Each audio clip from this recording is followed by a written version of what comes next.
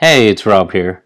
Wow, this summer has flown by, and it seems like forever since I recorded this very special conversation, number 64 to be exact. Listeners and viewers may not have heard the name Alec Hanley Bemis per se, but indie music fans certainly know his label Brassland, and which he co-founded with members of its most notable act, the National. I talk with the writer, producer, and curator of mostly musical projects about the business side of running a label, how the label came to be, music, culture, and of course, the National. So please enjoy this inside look behind the curtains of a world class indie label. Your host, RL. And of course, music by Walter ETC and video produced by artist Kevin Gilmore. All right, Alec. Thank you for joining me on Uncontaminated Sound, my little project that has actually now grown to over 500,000 views so far organically. So, Yeah. and it's just been a unplanned adventure, which I've actually spoken to a lot of your artists too, Ben and Kyle. Yeah, I noticed. I noticed that you spoke to Kate Stables, and like honestly, a lot of people from my world. I think all of our worlds have changed the last couple of years. Walt, is it Walt Martin or Walt Marin? I always forget. Walt Martin. Yeah. He used to, I mean, I don't know if he doesn't. I don't even know if he lives in Brooklyn anymore. But he used to record down the hall when we had an office in the pre-pandemic world. There's this producer Josh Kaufman that actually lives. Are you upstate New York or are you? I'm in Beacon right now, Beacon, New York. Yep. This producer guy, Josh Kaufman's now in Kingston, which I guess is up near you. Is that the other side of the river, or is it? Still like half an hour up, a bit north of us, but yeah, I know Kingston well. But for many years I was in this office space in Dumbo. He was right down the hall, and it seems like a lot of the people that were in that extended community you've kind of bumped into. So that's cool.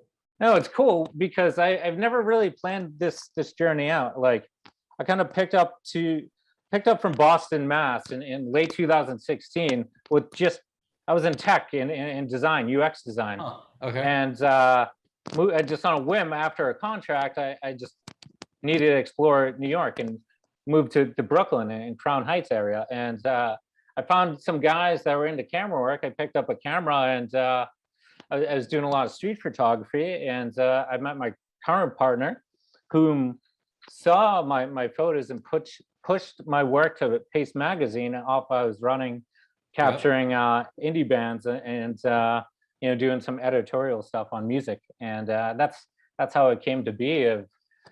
That was it. Like I started just really focused on photography and culture, and started my series Uncontaminated Sound, and it's been a crazy journey.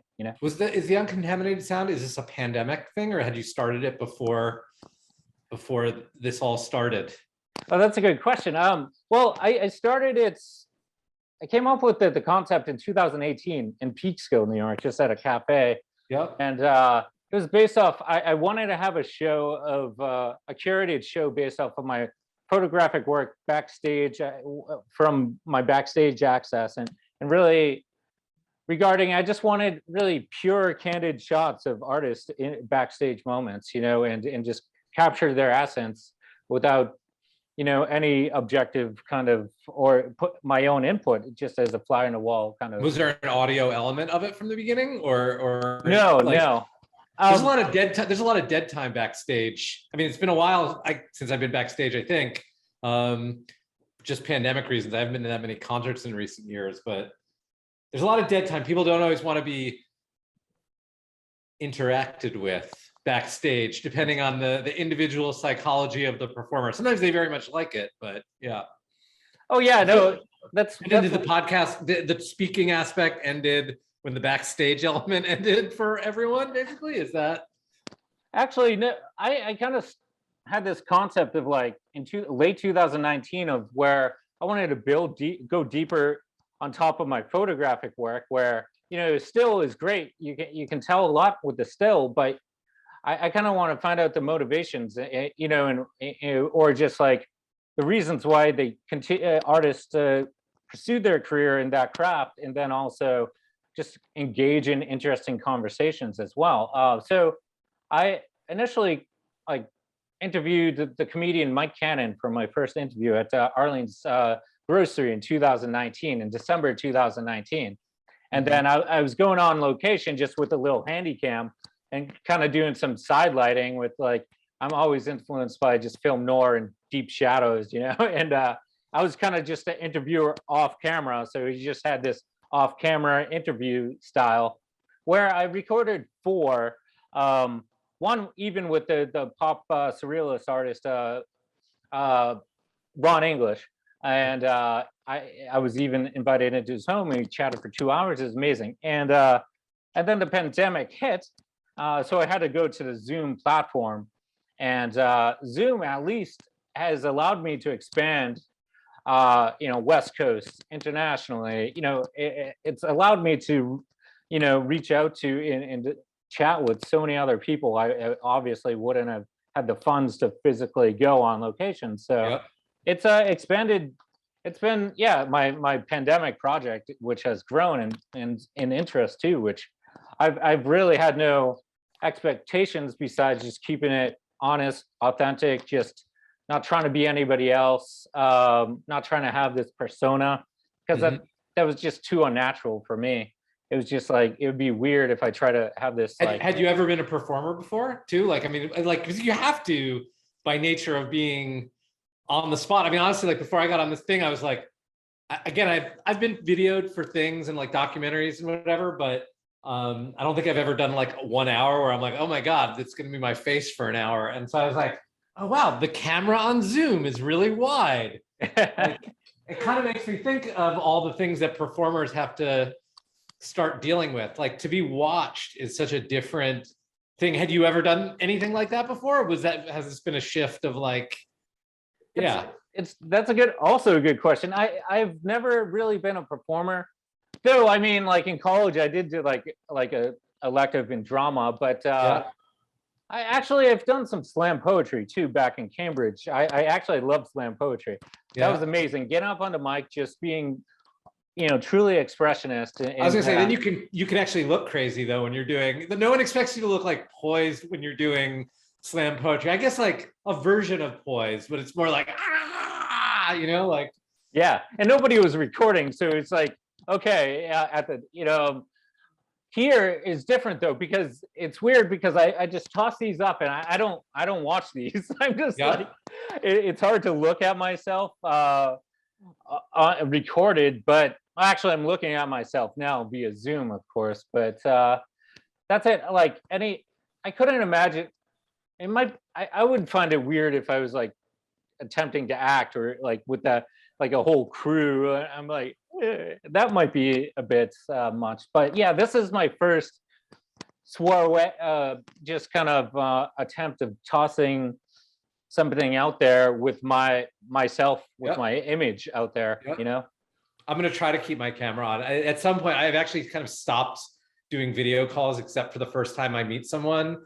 Like at that stage of the pandemic, but at the height of it, when it would be like 4 faces on a screen, I would just find it so exhausting to like. And turning off myself somehow helped because it was like the self-conscious filter. But even just seeing the 4 faces and trying to like read that much information, I found complicated. You should also watch out.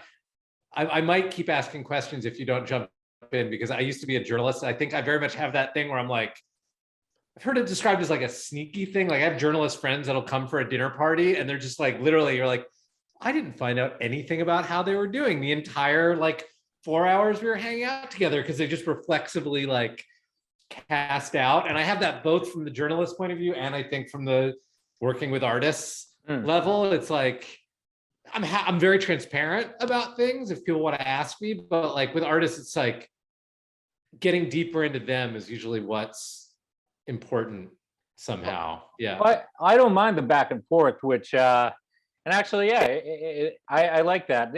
I didn't want it.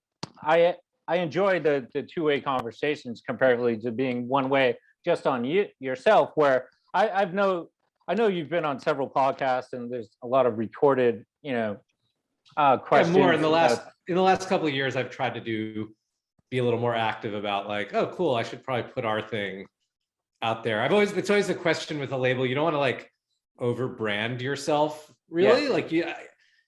And some labels are, some very good labels are very branded. I think I've always taken the approach where like kind of keep it fairly low key in the identity, in part to not get sort of like locked into a genre or a scene or a moment. It's sort of like, let's be a little slippery with the label part. We're infrastructure, we're the highway, we're not the car. Yeah. Yeah. Now, a bit of bio though, like, so how did you transition in from journalism to being a co-founder of Brassland, the label, and a label founder? And did you already know like Bryce and Aaron prior, or how do you guys link up? So Bryce and I went to college together, actually, Okay. and then we were roommates in Brooklyn when we first got out of school. And I had sort of met Aaron Desner like along the way because they're twins and close, and they played in bands in college together. And actually through that, I even met Brian probably when I was like a sophomore in college. So, this was pre-National. They had a band called Project Nim, which you might be able to Google around and find like a YouTube rip of their album or something like that.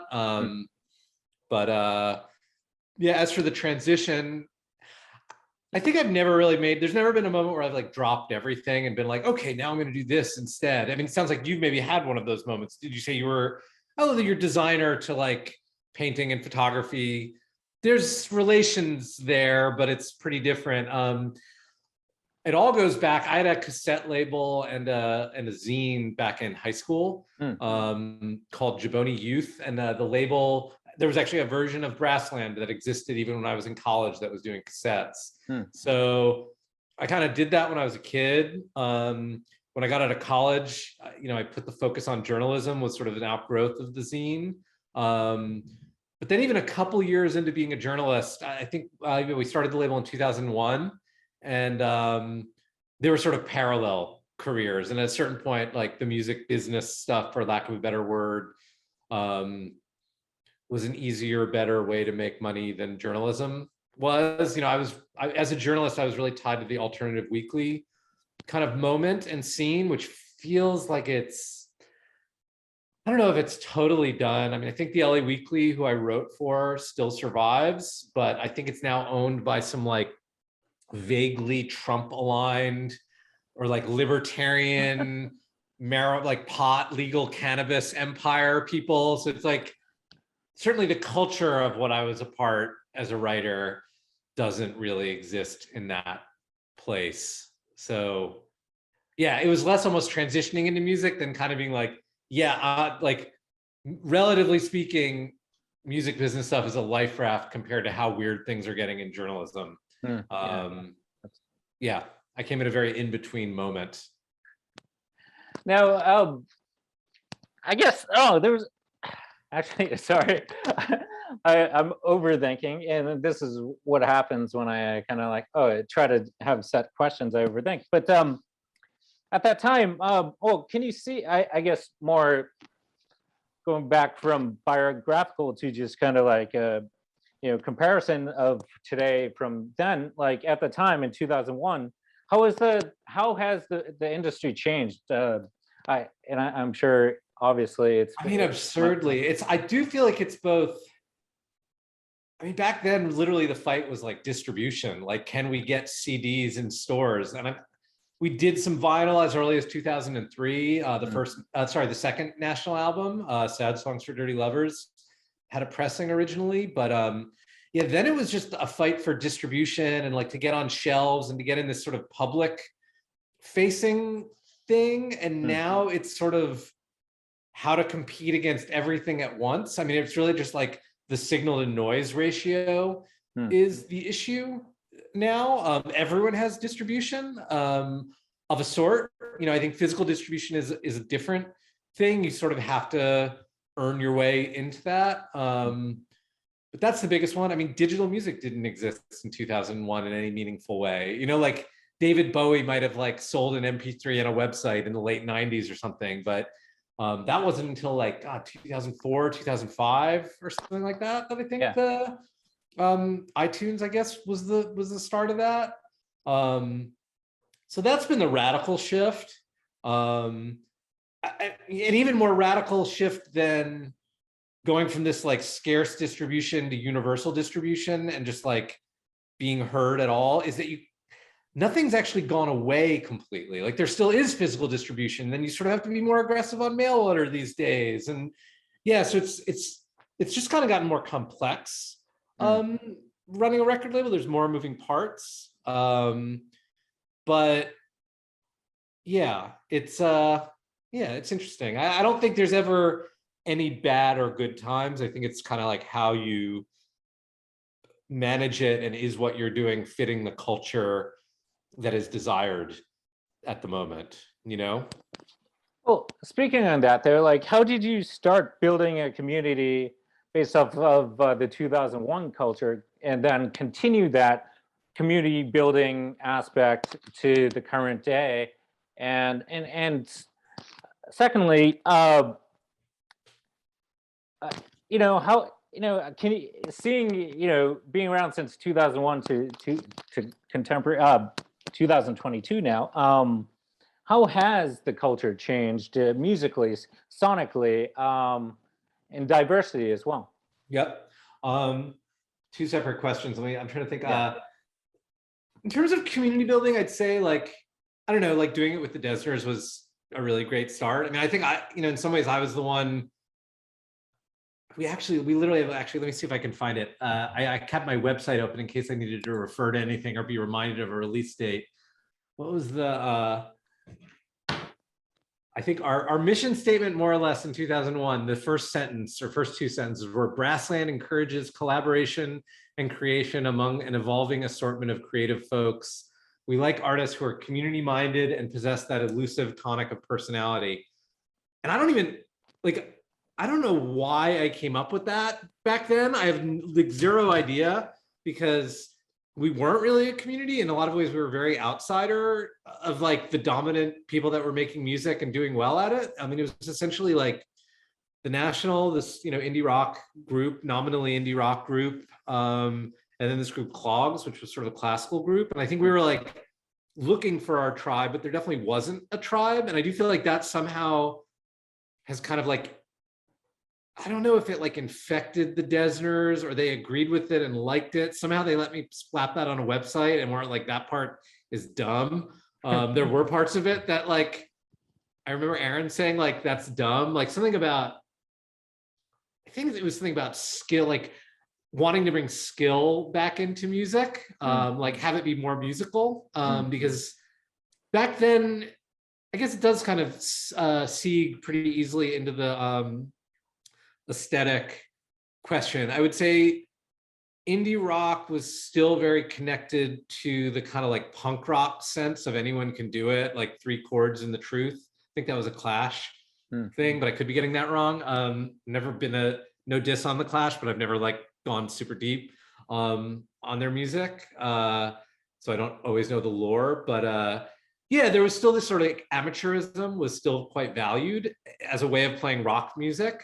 And I think indie specifically has become a lot more sophisticated. Like we were part of the wave of like, you know, working with people like Nico Muhly, this composer from New York, who's kind of like very different than Philip Glass, but sort of the inheritor of the Philip Glass. Like when you think of a New York composer, who do you think of? And it's him. And he literally like mentored and worked for Philip Glass. So there's a very direct lineage. So we were there at the moment, like people like him were doing arrangements for indie music. Very early on, our two kind of flagship groups, Clogs and the National, almost like merged for a while. I don't know when you became aware of the National, but they had this violin player that played with them for a couple of years, Padma Newsom. Actually, 2017. So pretty late. Yeah, no, this was like maybe 2005 or 6 to like 2011, I think Padma was still part of that. And Bryce was obviously a very trained musician. I mean, I think he wasn't originally a member of the National, and one reason he got involved, I think, was like, you know, whatever, him and Aaron are brothers and they collaborate very well together. But I think it was also like, you're gonna like decidedly bring the skill level of this group up if you're part of the, you know, musical backing. So I think in the indie sound specifically has become a lot more sophisticated. And then, you know, bands like Grizzly Bear, back then they were badass musicians. I mean, is it Walter Martin or Marin? You remember Martin, right? Martin, yes. Martin, like, I mean, like, the Walkmen were like, are astonishingly good players. I don't know if you ever, if you, yeah, Actually, I've spoken to most of them, and in September I shot Walt up in his Yep. studio in upstate, and Yep. so. But they were astonishingly good. I Mm. mean, even a band like I care for a little bit less. The Decemberists were like, you know, definitely like authoritative musicians. I managed back in the day, about a decade ago, this band Dirty Projectors, who kind of came up at that same, the sort of late 2000s moment. So I think that's something that has definitively changed in indie. But I'd also say, like, now what indie even means is quite different. I think at this point we're like the old generation, or becoming the old generation. So there's like a whole, I feel like this post Spotify indie, some of them are quite good musicians, but some of them use amateurism in a different way. It's more like presets and sample packs, and like, it's kind of like lean back Spotify style streaming listening. And I'd say Brassland is, you know, we have a couple things that do quite well on streaming platforms that fit in that. I'm sort of starting in the kind of things I'm signing now and trying to work with in the next year or two, trying to take a turn to things that are maybe a little more in that sound world, rather than the indie thing, which, you know, like the National, I've also heard them referred to as orchestral pop or orc pop, which I think they would not like that idea, but they're a combination of that. They're still based in the like drums based guitar thing. And I think a lot of music that's happening now is very much not based out of that. And especially as we enter this pandemic reality where live music is almost like this like to have thing rather than this must have part of music making, I think that's probably going to have some effect on the aesthetics of music, getting deeper into this more synthesized soundscape. And by that, I don't really mean synthesizers. I just mean like, did it come from a computer? Did it come from a live musician? Like, doesn't really matter. Like, no one's going to judge it just based on that. Yeah. I think I answered both questions, but. No, it was pretty spot on.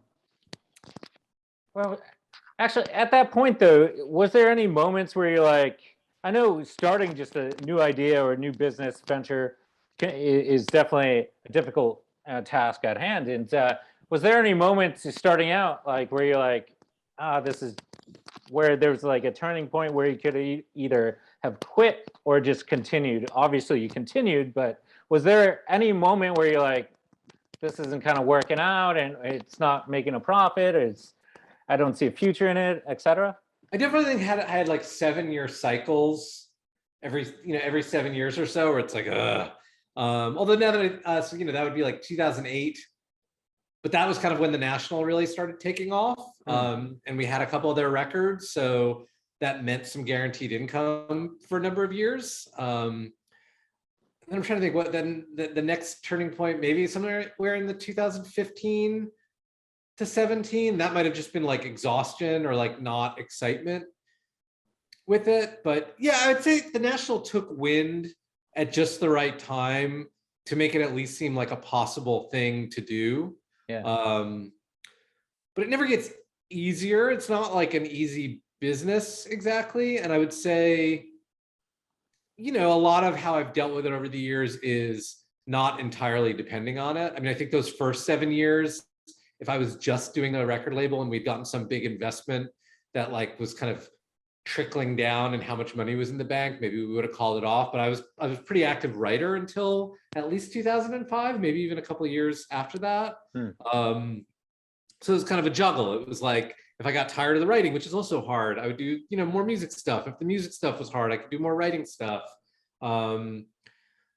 Really, I wouldn't say I was devoting like all my energies to the label until really like quite recent years, where I've been, you know, decidedly trying not to manage artists, because I did that for a bunch of time from like maybe 2008, 2009 to like 2017 to 2018. I had some kind of active management roster, and I've sort of actively tried stepping away from that recently. But even today, like I have a small publishing company, which music publishing. I don't even know. People sometimes don't know what that is, unless they've literally like recorded music, wrote the songs, and then have had success with it. And you kind of realize, oh wait, there's this whole other like tranche of income that I could be, I should be registering and making sure it's distributed right. So in recent years, I'd say like my extracurricular music activities have been like music publishing. But yeah, I don't know. I think I've lucked out that I've never had like to deal with existential questions from a is it going to survive point of view. The existential problems have more been like, is this fun anymore? You know, or like, is this too difficult for me personally to want to do it? I think I've been lucky in that there's always been cool music coming along that I'm excited about. Yeah. Now, what was it like to like see the National like take off and like you said like around 2008 and obviously still, you know, even growing now. What was that like? That just seeing this, you know. It's great. I mean, you know, honestly, being around anything that is doing well is very exciting. Yeah, I mean, you know, you have to learn how to be around people that there is a lot of demand for. I think that's like a skill. And maybe the National was the first time that skill had to sort of be activated, and that can, you know, maybe there's some strangeness to that, like, oh wow, backstage is going to be like 8 million hangers on kind of people, or like people that are working for them and they're people that are there for legitimate reasons. But you know, it's like, wow, it's not just like us 6 hanging out backstage, maybe with someone's partner, you know, like that was sort of weird. But then I've been around that a couple times in a couple different contexts since then. And it becomes less weird, you know, like just from, I lived in LA, that was sort of primarily where I wrote, was like for LA based publications. And I don't know if this happens to everyone that lives in LA, but like, you know, I know several people that have won like Oscars and, you know, yeah, it's different. It's, but yeah, you just kind of like learn your place. And look, I mean, I think not everyone gets to be around something that gets as successful as the National. I certainly think it's prepared me more for artists that then have come along who aspire to get to that place and are trying to figure out how to get there. I now have like in my repertoire ways to explain like some of the things that are going to be happening, like why to not get too excited about this, why to keep your focus on like this as this is happening. You know, our most recent thing is Brassland in 2020. We did kind of like the debut EP of this artist Bartees Strange, who was kind of like the indie pandemic hit of 2000, 2001. Like he was unable to tour. He was unable to really like do any of the traditional things that you do to blow up, but he kind of blew up all the same, at least critically, at least like media has kind of fallen in love with him. And I think it's been really positive in working with him over the last couple of years, having had that experience with the National. I'd say a lot of my artists they're not even really interested in that experience. Like definitely there were members of the National who definitely wanted to be famous or were interested in that. Or, you know, maybe famous is even wrong. Maybe some of them wanted to be famous, some of them wanted to be successful. Yeah. And that requires a certain mass consciousness. I think a lot of the musicians I tend to gravitate towards and that tend to align with Brassland are more the kind of ones that just want to be working musicians. And that's a very different formula. It's like, you know, I think a lot of times Brassland will be the avenue for like the complete self-expression of those artists, but they might be doing other things that make them a living. Not that other artists on the label haven't made money, but you know, sometimes it's literally like, this is the passion project that will be treated well, but I also am part of this nonprofit that like sends musicians around the world to do outreach, or I also am a really great piano player and I'm an accompanist to all these super famous musicians, or I'm a composer, I do film soundtrack work, but I also want to be able to like do something that's just me and not for a podcast or for a, audio laying under something else. Yeah. That kind of basically touched upon like at a question like, how do you kind of differentiate like the bands that you kind of really want to keep comparatively to the rest of what's out there too? Separate what to stick with comparatively to all the other noise out there. Like in terms of like what artists to sign, or more about what artists to try to keep on the label for a long term? I guess from initial like who to sign initially, but then like obviously how do you keep long-term artists as well? I think we're like, I'm trying to think of, I think we're unique in that I actually don't want to hold on to an artist if they can grow beyond us. Like I really see the label as part of an ecosystem rather than an end place for an artist to be. And I think that was somewhat out of reaction to the kind of labels that inspired me to kind of think of labels as a cool thing. There was this sort of 90s into 2000s moment where there was this label Thrill Jockey and Touch and Go Records, a lot of which have kind of, some of them still exist, all of them still exist as some kind of catalog thing, but sort of as being at the center of indie culture, they no longer are. There was a label called K Records that famously like was an influence on Kurt Cobain from Nirvana. There was another label from the same place, Olympia, Washington, called Kill Rock Stars. And I think some of them had this ethic of like, stay on the label or you're betraying us by leaving, like indie or die. And my attitude's always kind of been more like, I like being the one at the start of things. Like I'm not really interested in like poaching artists from other labels. Although certainly we've reissued records by artists that like the label didn't really work out, or the label fell apart, or they self-released it and they have a new record, but they have all these old records that are just like sitting on Bandcamp. And I'm like, I can do a little bit more with those than what you're doing. But yeah, we live in this ecosystem. So it's like, there's certain artists that belong on this label forever. And there's certain artists that like, they should grow beyond it. And hopefully I'll be able to help you do that. I think, the National are the most successful example of that. I think, but there's this artist, This Is the Kid, who are now on Rough Trade Records. Oh yeah, you talked to Kate Yes. Stables. Yeah. And like, honestly, like when Jeff Travis, who's like the owner of Rough Trade, the first show he saw of theirs was one that I invited him to. I don't know him directly, but my friend was like managing the label. And I'm like, this is like a quintessentially British band.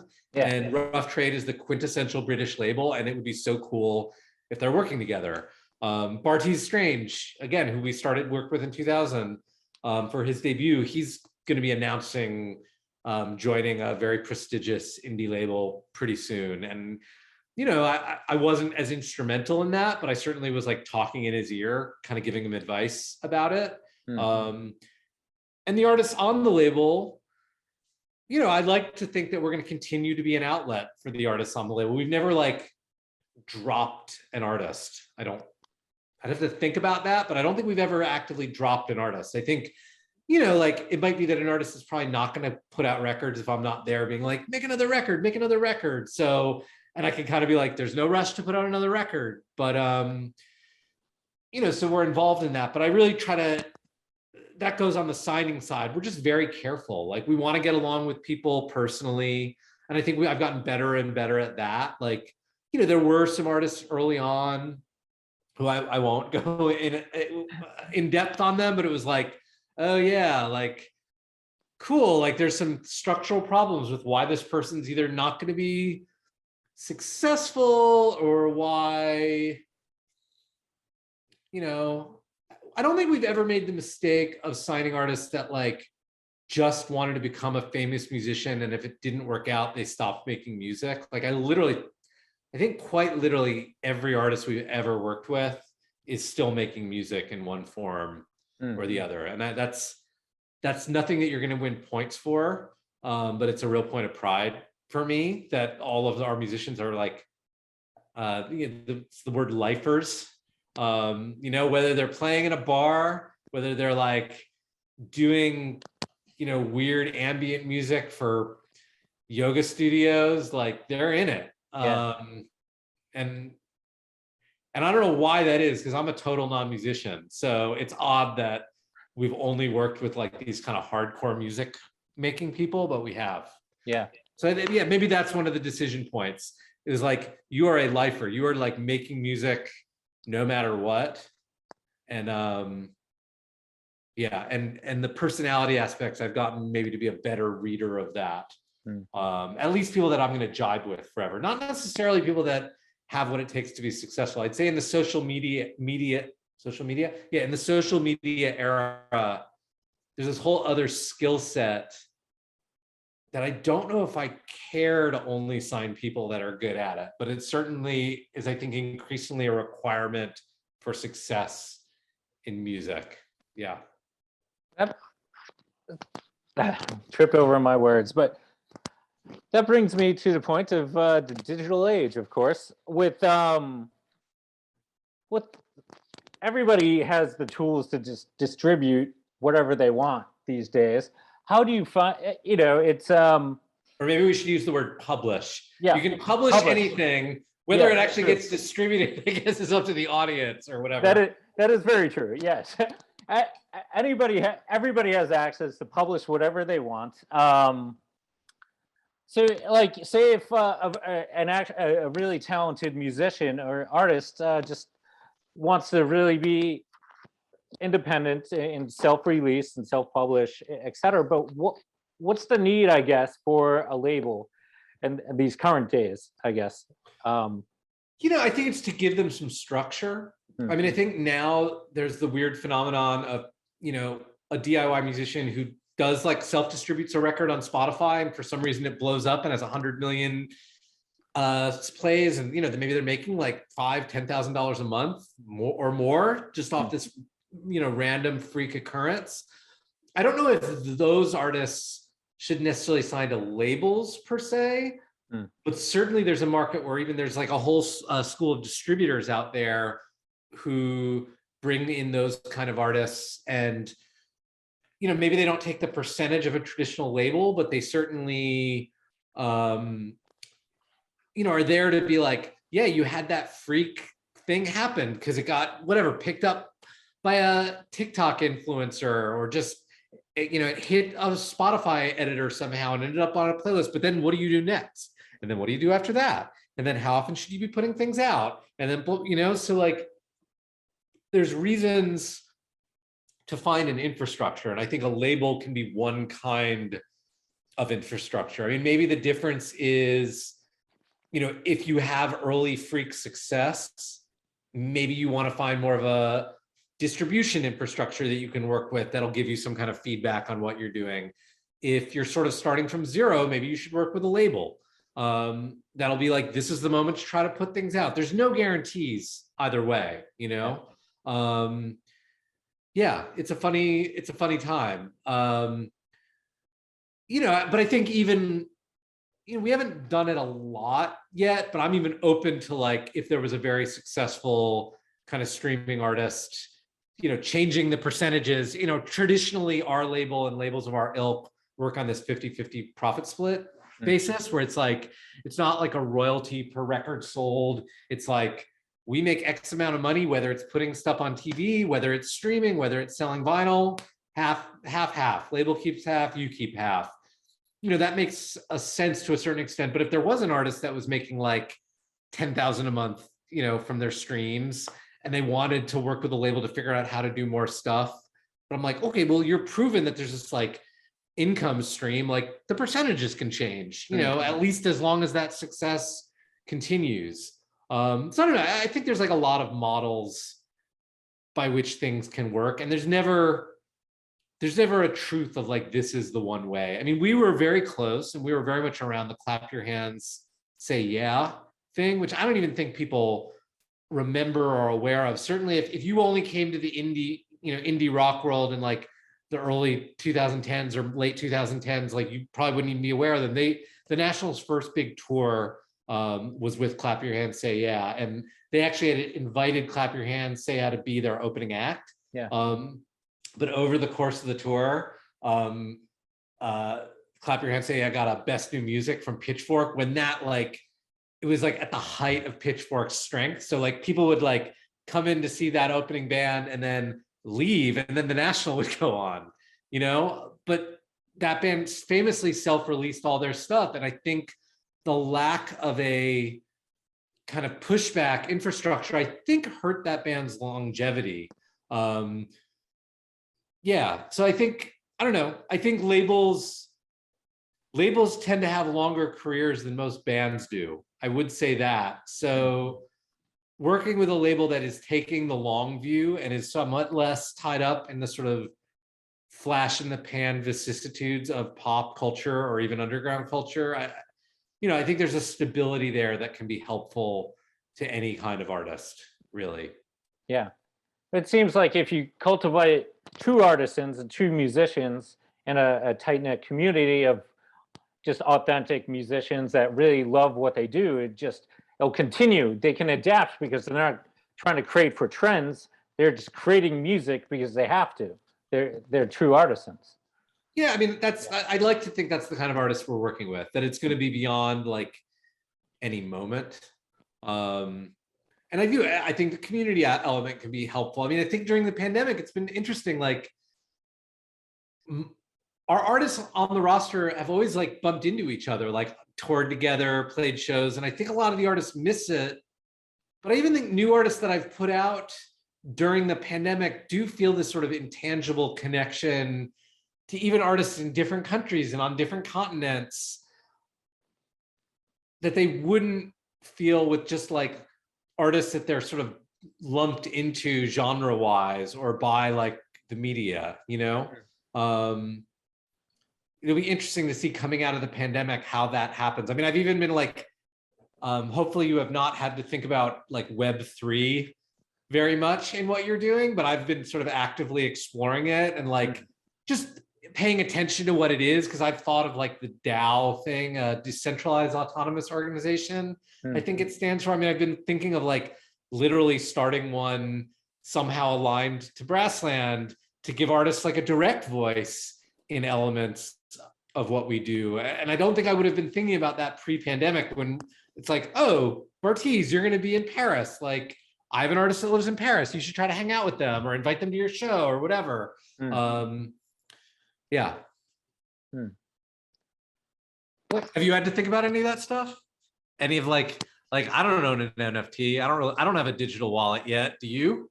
I always think about that stuff. Oh, I don't, because first of all, you still just need the market for buyers.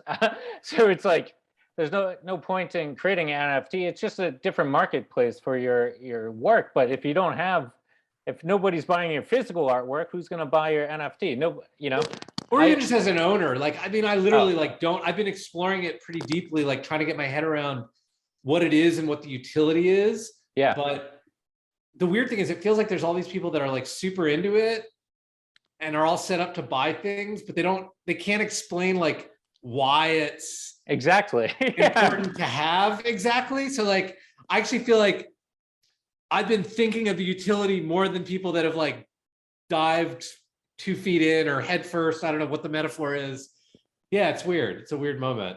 Yeah, I'm always wary of those early adopters. I mean, early adopters generally like will love to test out new technologies, immediately. But as we all know, tech evolves as well. The first iteration of whatever technology is not going to be the best. 1 year down the road, that's how fast tech evolves so quickly. So it's like I've been skeptical. I've seen so many sketchy things with NFTs, Bitcoins.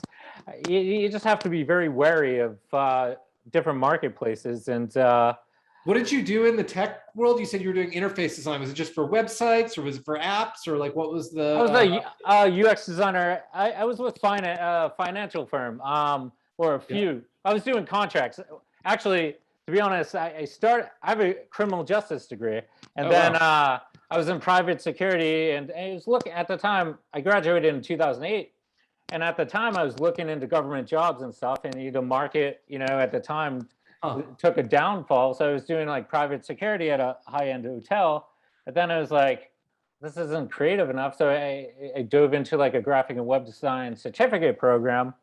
But I found that a lot of my sociology and psychology studies paired well with understanding how we interact with interfaces. And then I found UX and I was like, oh, this is fascinating. How do we actually like interact with our interfaces, our digital world? And I thought about this at the time when I was working at a museum in Boston, and I was in a command center in 2013, just locked in a command center, surrounded by all these monitors, servers. I'm like working 12 to 8 a.m., physically locked in a room, couldn't move, not interacting with anybody but monitors. So I was like, I'm really fried here. And that's when I started thinking about how do we actually interact with machines. And I'm still fascinated. When you were doing UX stuff, was it specifically websites or was it There were more web apps. I've done some startup kind of like web architectures for, some web apps, but everybody had ideas and they never came to fruition. They paid me. I mean, this actually this is the very origins of the Brassland story. It was like Aaron and Bryce and I at one point all worked for this company called Funny Garbage, this like web kind of arty web developer, or at least culture sector web developer, did everything from museum kiosks to websites to actually a fair amount of animation. It did the Cartoon Network's website. That was kind of what it was probably best known for. Yeah.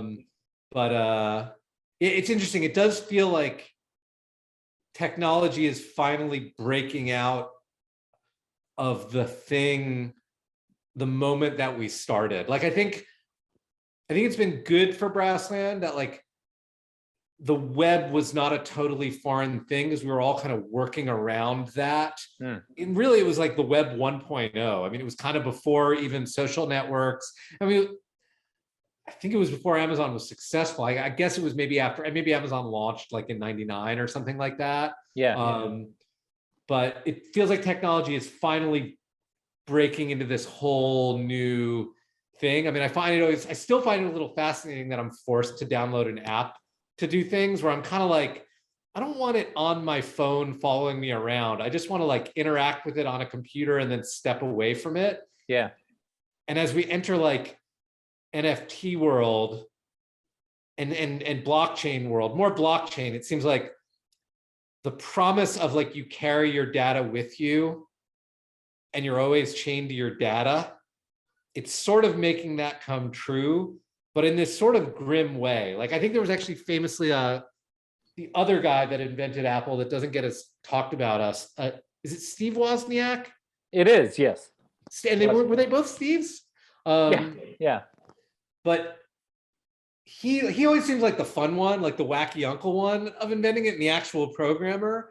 And I remember him like, a decade plus ago being like, eventually there's going to be you and your data, and you're going to build, and like, I think it was before anyone thought of themselves as data. And we're finally entering that world where I think he was talking about it in a privacy point of view. Like, you will be able to control your data.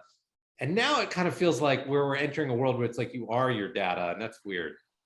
That is true. That brings up a good point of, who are we? Are we our digital selves or are we our physical selves? And where's that separation between the digital life comparatively to ourselves externally? And but now we're on the cusp of the metaverse as well. I don't know, man. I don't know. I don't know if it'll be. I mean, I don't really want to give myself up to be an avatar. It'll be interesting to see if the youths are really willing to give themselves over fully to it. I don't know. I don't know if I believe it, actually.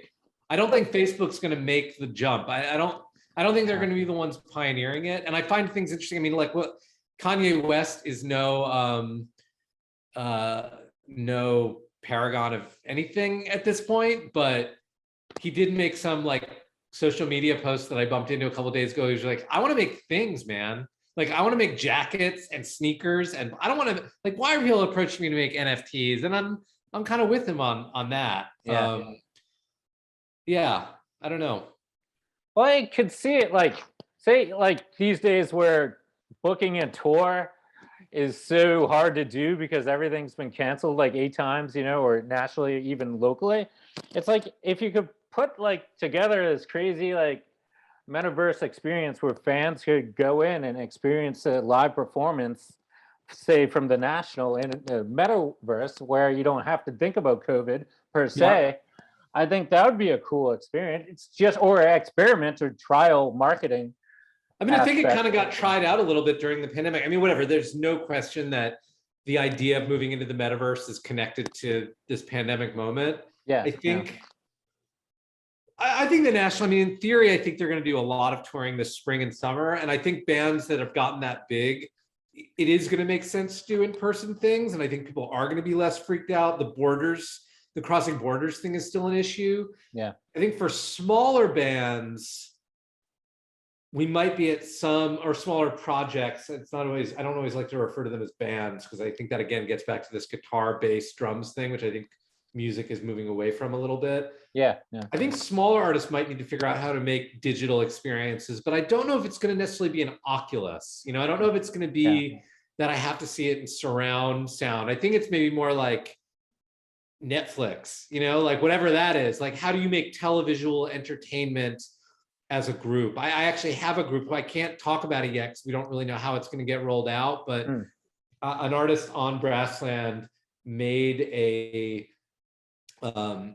basically like a documentary in the middle of the pandemic that involves a concert film. And originally the idea was like, oh, this is going to be a concert film because that seemed like that was happening for a moment, like pay $20, get to see Nick Cave. I love the Bob Dylan one. He released a video only concert during the pandemic. That was really cool. As opposed to the other moment was when you were like holding up your phone and doing a live thing on Instagram, which those sucked like almost universally. Like, I get it. I get why that happened. It was place and time and it was a way to be intimate with your favorite artist, but I don't think anyone's doing that now. Then it went into like the web concerts, ticketed web concerts. And this group on the label made a web concert, but then they were like, hey, we should make it more than that. Like, we should do some talking heads. We should record, frankly, like conversations like this one on Zoom with some famous admirers of ours. And that's something that we're going to be putting out this year. It'll be interesting if people conceive of it as a pandemic project, or it feels like something bigger or deeper than that. And I think I have a question of if other artists will start thinking of things like that. I think they should, if they can't tour. I think representations of artists in video that isn't just a live performance, isn't just a documentary. Yeah, I think there's definitely like things to be done because the tools are so good and are getting so cheap, and high quality is like an interesting thing. But is that the metaverse? I don't know. I think it's something different. I think it's just like being an audio visual band, kind of. Yeah, I would say so. Because the metaverse is just diving deep into that like AI. Oh no, the avatar-centric kind of world. Avatars. I think it's like I think you were about to say AI. I don't know. AI is a different topic as well. I mean, certainly it's interaction. I think the metaverse, the idea is like interaction, and the idea is like things that are gamified. Like you're playing in the real world, so maybe that naturally has AI. But like, I don't actually really want to do that for the most part. Like, I interact with computers all day. I kind of want someone to like blow my mind and present something to me at a certain point, Yeah, you want the physical reality, and just like if I just reflect back to most of my conversations, during strict lockdown and even with my recent conversation with Ben Lanz and Kyle Resnick, Kyle was just like dying to go to see live performance again. Just that transference of energy from a live performance you can't emulate through the digital world. You can't. It's a special atmosphere, even in a small venue of just dim lighting, the crowds, the smell of beer. It's going to take us a while to get back to that. I do think it's like it's been so fits and starts because again, if you normally play 2,000 person venue, but you can only get 1,500 people to come, or only 1,500 people show up because some people are freaked out about the pandemic still, that's like financially viable. If you're playing a 200 person room and you're not selling it out, like the finances become a lot more questionable. So I think it's going to take some time for that stuff to come back in full. I weirdly think the bigger scale things have to come back first. Yeah. But I do think it's going to come back.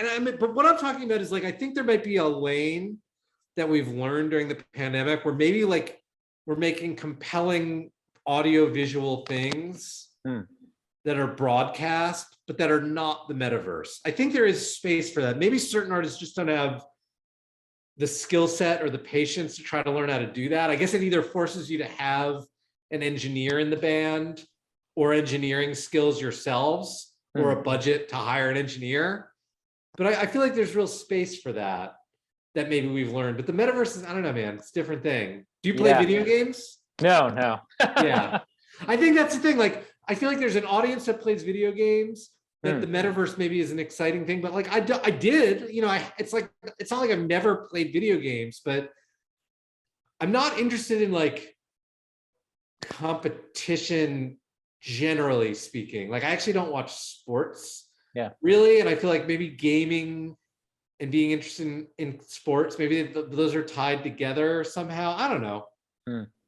Well, that's a good point though. Like I'm not into gaming myself, and it's just like I feel like people into the metaverse have been into that world of gaming prior, and really just into that alternative reality they dive into when they play video games or world building games or just like more fantasy games as well, comparatively to people really into culture and art who love physical experiences, books, actual artifacts of like a record, like a physical record in maybe hand. The differentiator is like how much you want to wear sweatpants.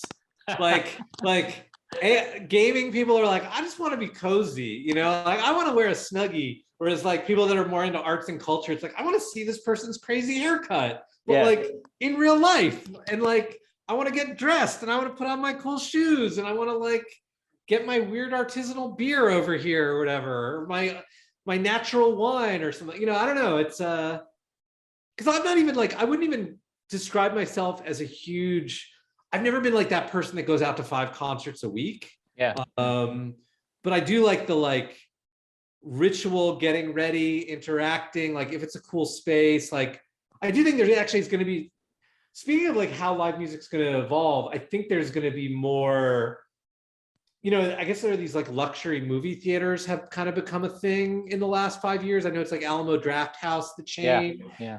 And I do feel like the expectation for what a live music environment is going to maybe continue to evolve. Although I love a dive too. In some ways that's where I'm most at home, but that might be a pandemic change. It's interesting.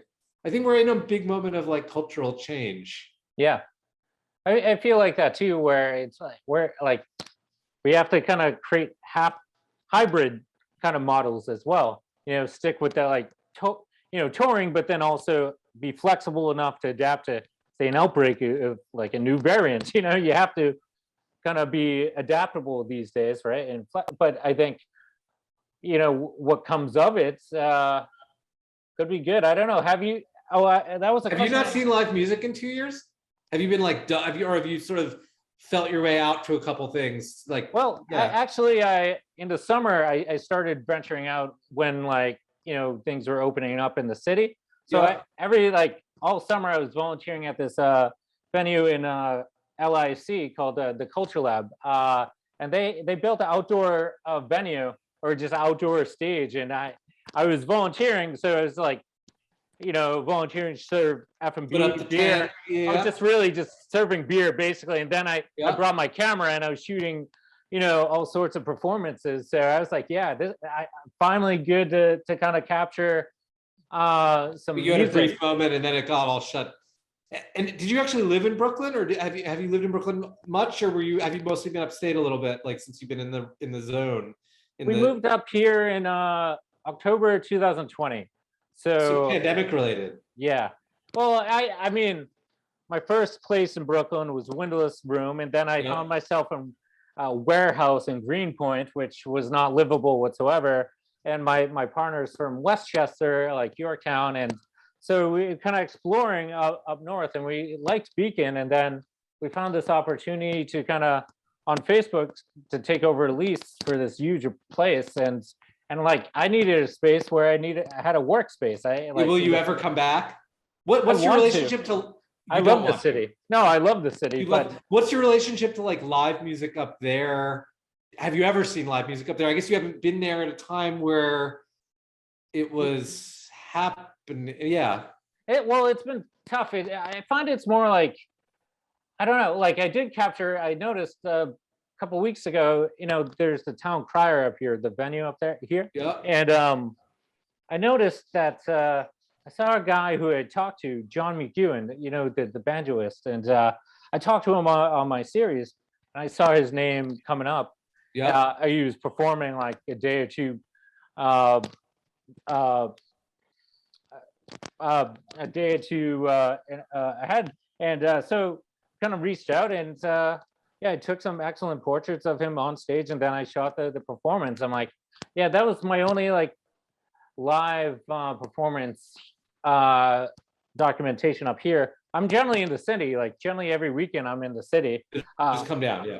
Yeah, because I'm generally volunteering with Culture Lab and just being around this huge, beautiful art space and unique artisans. And I've made so many friends that I in different areas of music, like in classical, like I've made friends with a guy who's the second chair at the Met Opera and New York City Ballet. And he gave me tickets to the opera the night before Thanksgiving, which was an amazing experience. I never experienced that before in my life. And so I've made, friends in jazz and classical and ballet too, and dancers, which Yeah. I'm finding I've documented a few times this summer, and I love dance too and capturing movement. So now I'm trying to figure out how this all comes together. I still don't know, but there was only that one occasion up here where I've documented some music, but I find that it's more like kind of focused, kind of bluegrass stuff up here, and It's happening up there. Yeah. yeah, but I like the city vibe, man. I still love going. I enjoyed other night, 2 weeks ago, go to Wednesday night, meet this new friend of mine in the West Village, and just we went to the Django and no, Tribeca, and just saw this excellent live jazz performance, and I just love I love jazz, and then I actually It sounds like you're seeing live music a lot. Like it's kind of coming back. Yeah, well, I've been venturing out, and after getting the booster, I felt more confident, and I said to myself, I'm not going to allow myself to be, give myself anxiety and fear due to the mass media, and It does feel like we're there. We're like, yeah, either everyone's gotten it or gotten vaccinated, or yeah, it's just there's the chaos factor that's still happening.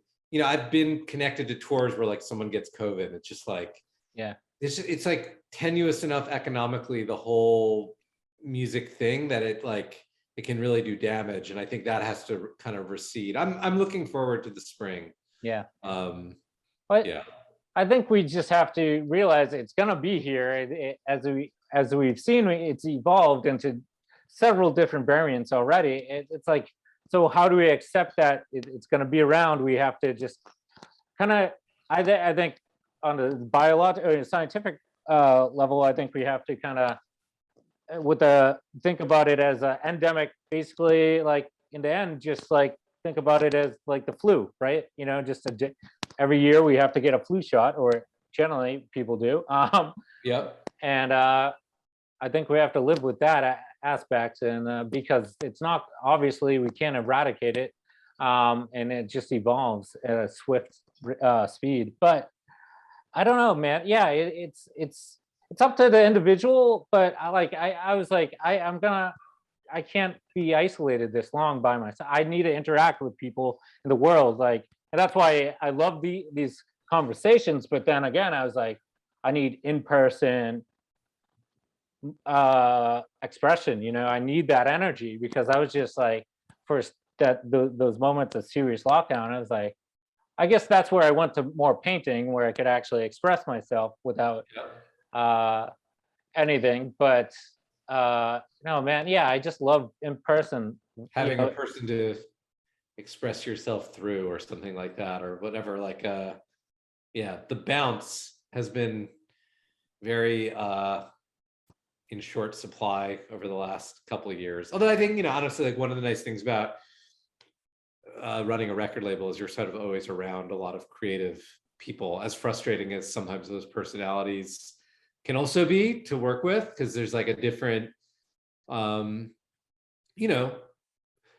music is not solely a professional exercise. It would be a problem if someone was really just approaching it with efficiency in mind. That would almost make it impossible to make anything. Honestly, I think sometimes, I'm not an uncreative person, but like I find it's hard to run a record label and also do writing, for example. It's not because I've like forgotten how to write. It's just making things is a very inefficient process. And my job as a label person is to try to take care of the business side, the efficiency side of things. And I personally have a bit of a hard time toggling back into creative activities.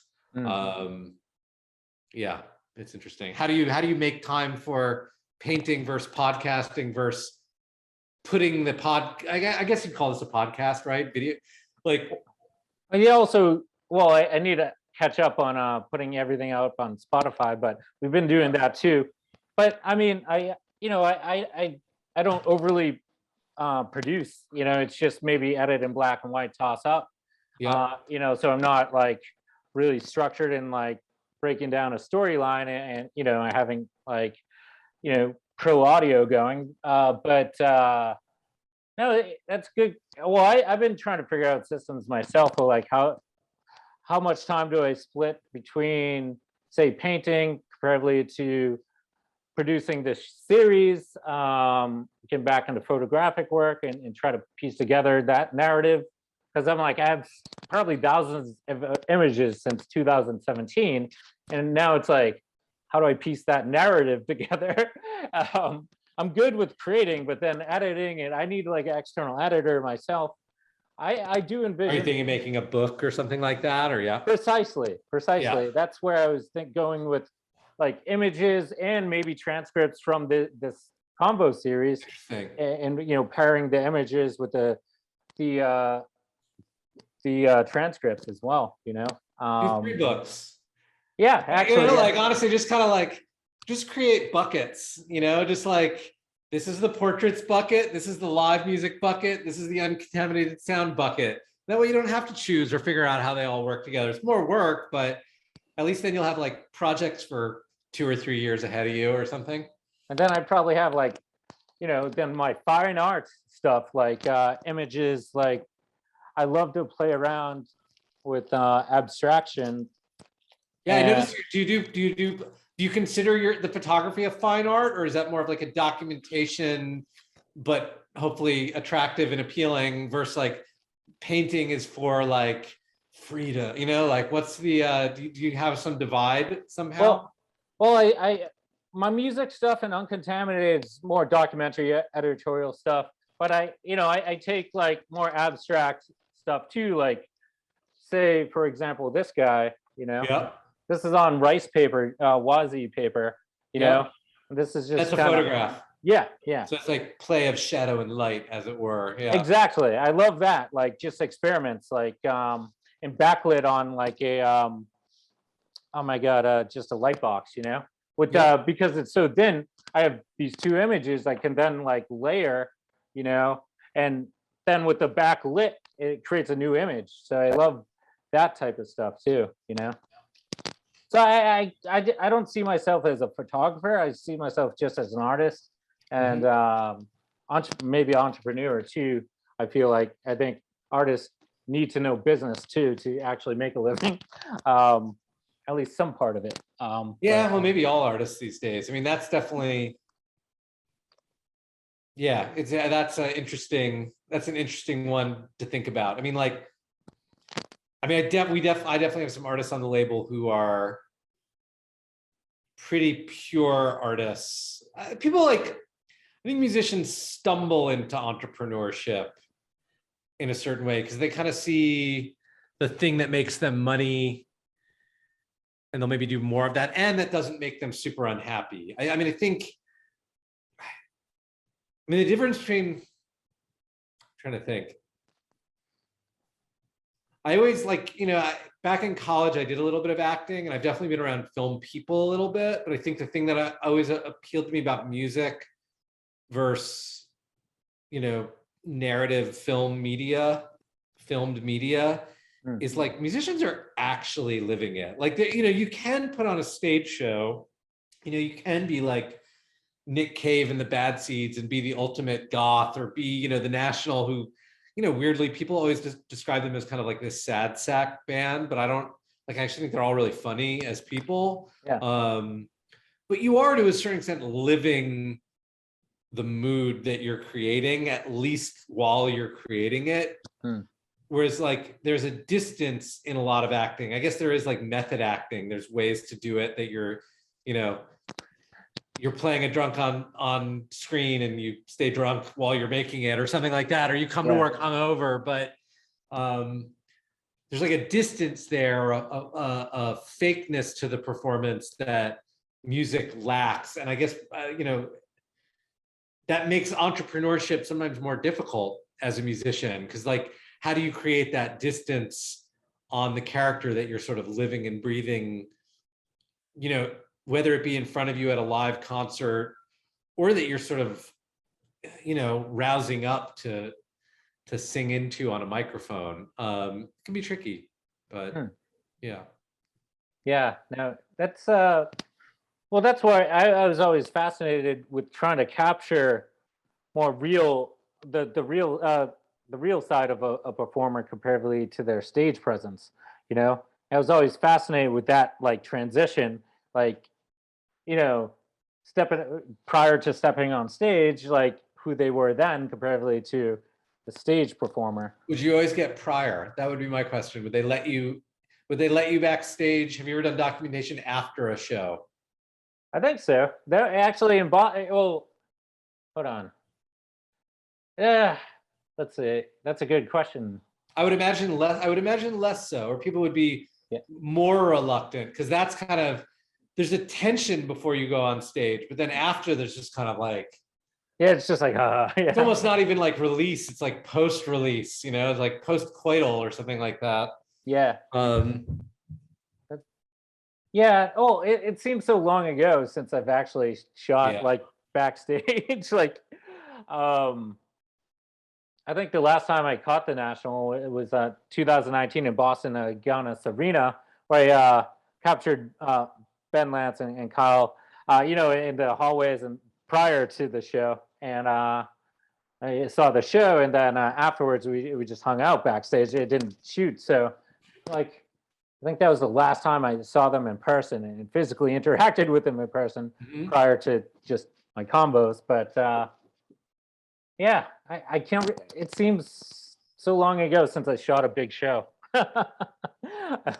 It's That's like one of the things that's going to be weird. I mean, I went to a handful of concerts this fall, like sort of pre-Omicron, and it's so interesting. Like, oh yeah, no managers, no friends backstage. Like, artists are like dropping opening acts because they don't want the complication of like another crew that has to COVID test, and sort of they need to trust that they're gonna like not see anyone. It's the fluidity of live music is definitely taken a hit, at least, and that will take a while to sort of recede. Now,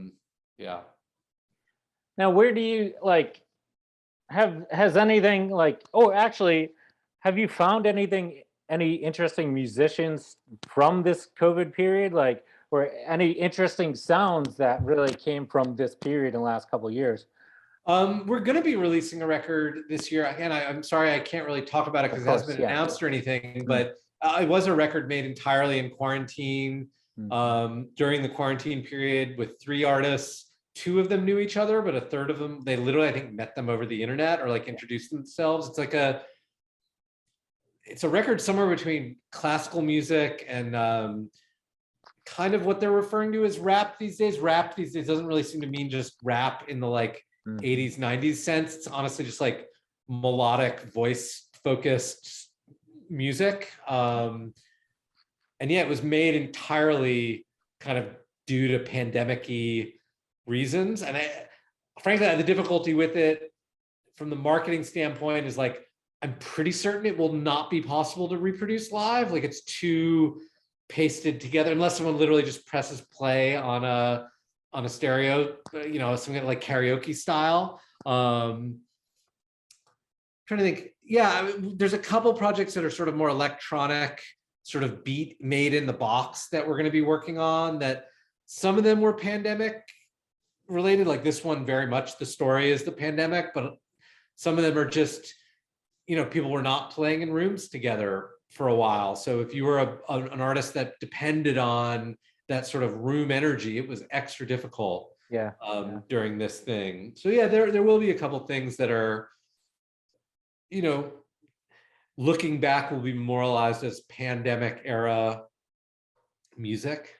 Oh, that's, I was going to ask too, like historically, if you go into the future, whatever, 50, 100 years, like if historians kind of look at this period, would they say there was a different type of artistic or creative movement during the pandemic? I kind of always question that, because it seemed prior to the pandemic, there was a lack of a centralized artistic movement, you know, like prior, you know, you go to each decade prior, there was like, you know, early 2000s stuff, you know, 90s, of course, the 80s, et cetera, but then it was like kind of plateaued. I a didn't little see any. confusing what's happening right now. I mean, I think in Yeah. part because it's just simultaneous subcultures are going on. And again, it is so easy to publish that like you can be part of a niche subculture, you know, that is sort of thriving in a way, just existing in parallel. Like it's no longer the thing where the music industry is going to anoint 3 different artists, and that's just what you're going to hear on MTV and on the radio and in advertisements, and maybe that artist gets to play the Super Bowl. Like there's a lot of more niches going on. I mean, I definitely think there was like this pivot to intimacy. I think you know, the record that Aaron Dessner got to make with Taylor Swift and that did so well during the pandemic, I don't know if that record would have happened in that form if it wasn't for people kind of cozying up. I'm trying to think if there have been if there were other examples of like that sound. You know, I mean, then there was, I think, you know Olivia Rodrigo? Can you not know who she is? Like, you know, she's like probably the example of like the mass culture thing happening right now. That doesn't feel like a pandemic thing. That's kind of like pop punk and like big rock indebted. But yeah, I think dominant culture moments are going to be harder and harder to get. You know, there is like a new rock thing happening. I think of it as coming out of the UK, like Idols or Fontaines DC. Do you know any of those bands? I'm not too familiar, but my antennas aren't. Yeah, there is like a return to rock thing happening. But I think even all of those bands got to play live, you know, that they were at least 2019 or prior, so people kind of knew what it was about. I wonder how those bands would have either made their records or how those records would have been taken without people understanding that there was like this live experience happening, you know, in concert with it. Yeah, I don't know. Interesting. Yeah, no, it'll be interesting. I'm curious just like where things will go to, like progress. Like, do you see any like obviously progressions in the say next 10 years, say for your label or just in general for labels or the model in general? I'm taking a go at things that are sort of these more digital first creations. You know, it's not necessarily about live music happening in the room. So I'm trying a couple projects that, you know, seem geared towards that. You know, I don't even know if that's new so much as it's received differently. I mean, there's bedroom pop has been a thing since even the 1980s. I think there were bands and movements. But I'm taking a go at some projects like that. I don't predict what's going to happen 10 years from now. I think I really only the difference is I try to find artists that I think are going to be making music 10 years from now, you know, that live beyond a moment. So even if I pivot the kind of artists I'm taking on, I'll hope that they will also evolve with the times and they won't just be a snapshot of the time.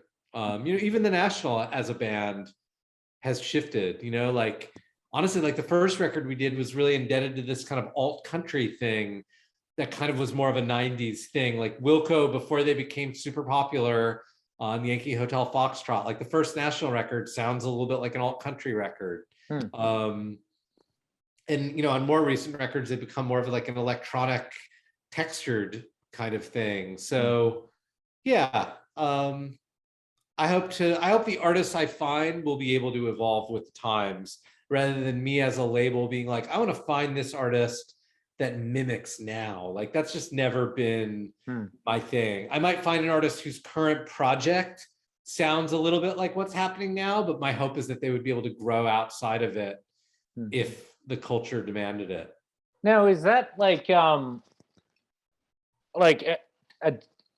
adapting to the current trends, or is that just evolution in sound? Like, or like, say, like, would you like have an artist like, you know, adapt to the current trends and taste and styles to be marketable, or like how do No, never. I mean, I think that's the thing. It's like if you're, you know, part of being a musical artist, I think, is being in dialogue with what you hear in the street and what you hear on the internet. And it's like, it's just curiosity, you know? So I don't really, I'm sure there are artists for whom it's relevant to like stay current, but probably that only happens with people that are much bigger than the kind of things I work with, much bigger than the National. I mean, I frankly think like, you know, I think Taylor Swift famously like started out in the country world, made this pivot into pop or evolved into a pop sound to sort of follow her surging popularity. And I think the cool thing about the pandemic, it allowed her to kind of,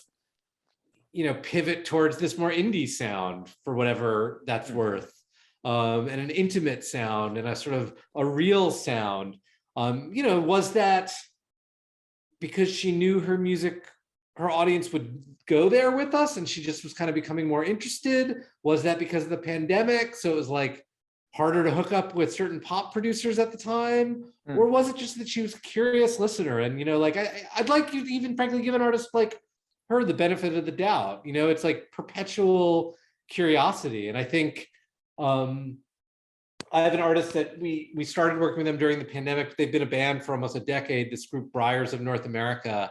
And they started off doing this kind of like freak folk, credible folk thing. The record that we started working with them on was almost more of like a Sigur Rós, Radioheady, but also ambient and also with folk elements. But I've heard demos of their next project, and it almost sounds like it has elements of like alternative R&B or progressive R&B. Again, like genre is a funny thing. Like I think the thing is, artists are not expected to stay in their lane genre-wise in the way they once were.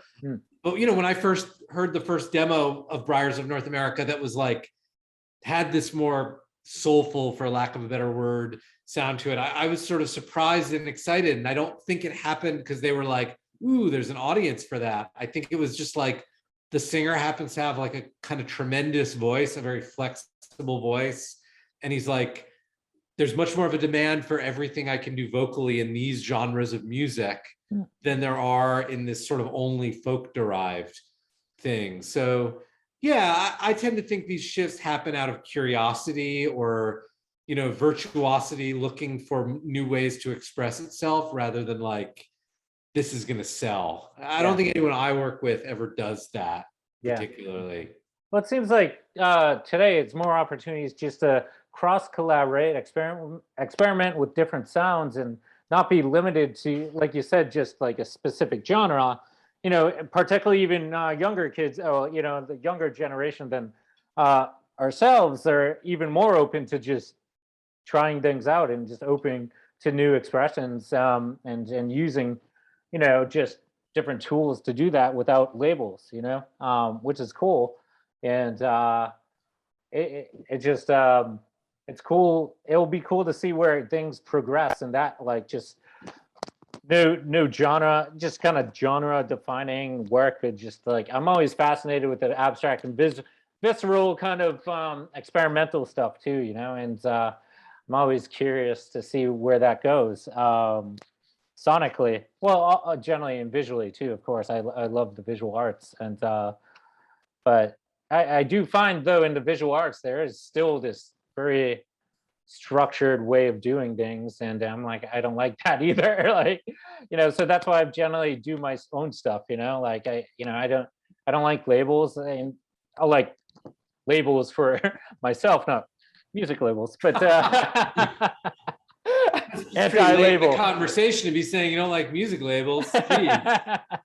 um, but labels regarding identity, because like I have multiple facets and interests, like painting, you know, photography, writing. Every morning I have a typewriter and just always typing away. Stream of consciousness. Basically, now I have a manuscript of stream of consciousness thoughts I need to do something with. I was experimenting with a cut up technique, and then pasting that onto like some paint and on some wood material and making prints off that too, you know. So it's like I feel like if you're just a creative, you can do anything, like, and not be labeled, identified as just one thing, I guess, you know. These days, I think, but yeah, I don't know. I feel like I still miss live performance too. I don't know if that's just has nothing to do with what I just said, but I don't know. It'll come back. It'll come back. Yeah, but I guess I wouldn't want to keep you too much longer, Alec. I think we've gone to where Thanks I've for wanted. jumping in. Thanks for talking to someone that's not just yeah, not just performers. We were not asked to talk as much. I'm curious how, yeah, I mean, yeah. I don't think it's been a bad time to be behind the scenes, because I think if nothing else, we've lost, like we haven't had that profound sense of loss that a lot of performers have. I mean, like, because it sounds like you mostly have talked to performers. I mean, have a lot of them, has there been like a melancholy to you know, common thread to things, or are some of them kind of relieved to have the break? Like what's been is there a dominant anything? Well, I feel like the dominant.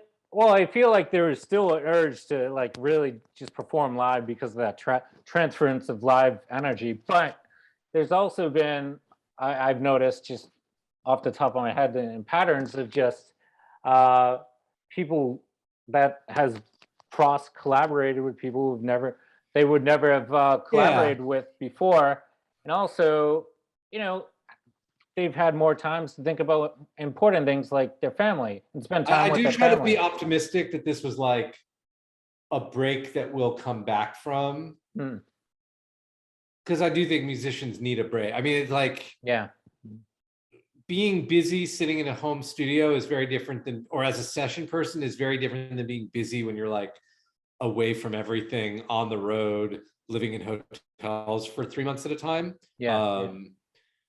And everyone deserved a break from that. I think it's getting a little long in the tooth, and people want to figure out if and how they're going to get back to it. But yeah, man, just trying to stay, for those, if you have not experienced like a personal loss or a death or ill health during this time, maybe it's not been a bad thing, you know?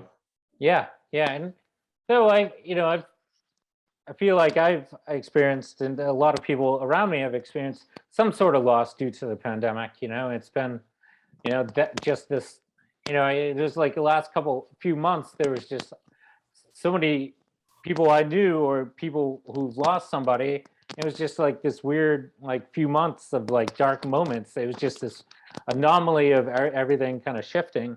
But I feel like energy wise, and you could say in the universe or this period, things are, I do see it going upwards again somehow for my stuff. And you know, I just have a better vibe now than I did like last winter or, you know, at the beginning of the pandemic. But yeah, I definitely, I mean, I think the funny thing is, like, last year I was in a pretty grim place, and not by February I was out of it, but like last winter I was not happy. But I'd say on some level, God, wow, yeah, maybe I'm actually blurring even. Yeah, no, last winter would be the beginning of 2021. Time has begun to blur a little bit. And I would Exactly. Yeah. say I might have been happier now than I was in like winter 2019. I feel like I was a little burnt out then. And you know, like knock on wood, I haven't really experienced personal loss during the pandemic. Like 2 degrees of separation or a degree of separation. I know people that have like lost close friends, Yeah. even to COVID. And yeah, I mean, I can't imagine what reality feels like if that's happened and you were not able to mourn correctly. But I do think I'm like sort of less burnt out than I was pre-pandemic Yeah. winter. Like I've kind of learned a new pace, and it'll be interesting to see if we can all take that. For anyone that feels that way, or for musicians who have gotten a rest, can they bring that like, oh, family is actually important. Like my home life is somewhat important. Can they bring that back in when live music starts coming in? That will be intriguing. Yeah. Totally.